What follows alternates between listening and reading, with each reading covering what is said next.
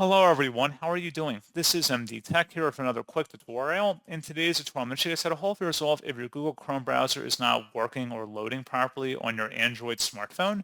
So this should hopefully be a pretty straightforward process here, guys, on how to resolve the issue.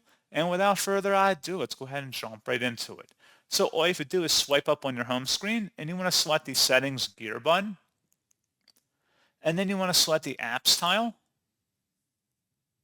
Select where it says See All Apps.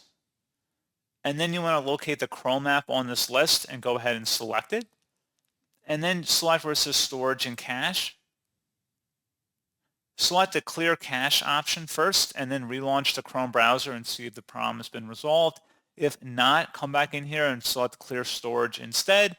And then you'll be prompted if you want to go ahead and free up space or clear all data on the Chrome app, which you can do that. You can kind of move up one option at a time here.